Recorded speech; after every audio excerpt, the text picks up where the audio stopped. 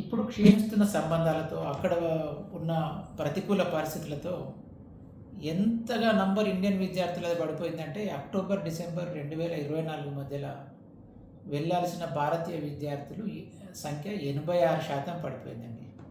ఈ క్వార్టర్‌లో ఇవ్వాల్సిన 1,60,000 వీసాలకి కేవలం 14,000 వీసాలు మాత్రమే భారతీయ విద్యార్థులకు మంజూరైనాయి అంటే సంఖ్య ఎంతగా పడిపోయింది అర్థం చేసుకోవచ్చు. ముఖ్యంగా పేరెంట్స్ భయపడుతున్నారు.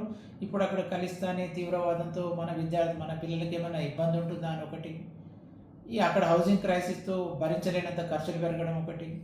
అట్లాగే వీసా ప్రాసెసింగ్ లేట్ కావడము. వీసా ప్రాసెసింగ్ గతంలో $20,000 ఉన్న ఫీజును $10,000 ఉన్న ఫీజును ఇప్పుడు $20,000 చేయడము. రకరకాల రిస్ట్రిక్షన్స్. ఇంకా ఒకటేంటంటే అక్కడ ప్రభుత్వ ఒత్తిడితో అనేక కంపెనీలు భారతీయ విద్యార్థులకు ప్రిఫరెన్స్ ఇవ్వకూడదు అని ఒక అన్‌రిటెన్ పాలసీ కూడా తీసుకున్నట్టు మన విద్యార్థులకు తెలుస్తూ ఉంది. నిరుద్యోగిత బాగా పెరిగిపోయింది. జీవన ఖర్చులు చాలా పెరిగిపోయినాయి. కాలేజీలలో ఫీజులు పెరిగిపోయినాయి. వీసా రావట్లేదు. వచ్చినా అక్కడ సెక్యూరిటీ పరిస్థితులు కష్టంగా ఉన్నాయి. హౌసింగ్ క్రైసిస్ ఉంది. స్థానికుల నుండి తీవ్ర వ్యతిరేకత ఉంది. ఖలిస్తానీ నుండి తీవ్ర వ్యతిరేకత ఉంది. ఇట్లాంటి పరిస్థితులలో భారతీయ విద్యార్థులు ఇప్పుడు కెనడాకు వెళ్ళాలంటే జంకుతున్నారు. పేరెంట్స్ కూడా అంతగా ప్రిఫరెన్స్ ఇవ్వడం లేదు. ఒకప్పుడు అక్కడ వెళితే చదువుకోవడం హాయిగా ఉంటుంది. అట్లాగే వర్క్ పర్మిట్స్ ఎక్కువ ఉన్నాయి.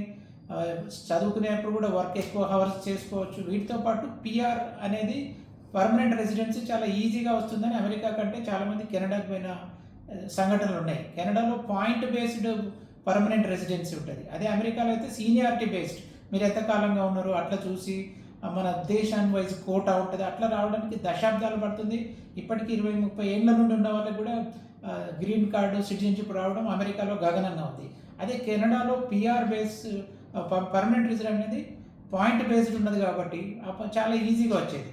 ఆ రకంగా చాలా ఒక అట్రాక్టివ్ డెస్టినేషన్గా ఉండేది. ఇప్పుడు మాత్రం ఇక్కడ ప్రతికూల పరిస్థితుల్లో ఒక్కసారిగా 86% మంది విద్యార్థుల సంఖ్య కెనడాకు తగ్గిపోయింది. వాళ్ళు ఇక్కడ మన డిప్లొమాట్లను బహిష్కరించడం, దాంతోపాటు కెనడా కూడా ఒక విత్డ్రా చేసుకుంది SDS, student direct stream visas అనేది. ఈ స్టూడెంట్ డైరెక్ట్ స్ట్రీమ్ వీసా అంటే అప్లై చేసుకున్న కొన్ని 8-10 వర్కింగ్ డేస్లో వచ్చేది. అదే సాధారణంగా జరిగితే 8-10 వారాలు పడుతుంది మామూలుగా ప్రాసెస్ చేయాలంటే. ఇప్పుడైతే కొన్ని నెలల పాటు పడుతుంది. కాబట్టి ఇట్లాంటి ప్రతికూల పరిస్థితులలో భారతీయ విద్యార్థులు ఇప్పుడు కెనడాకు వెళ్ళాలంటేనే జంకుతున్నారు. వెళ్ళడం గగనంగా ఉంది. వెళ్ళినాక అక్కడ పరిస్థితులు కూడా ఇబ్బందిగా ఉన్నాయి.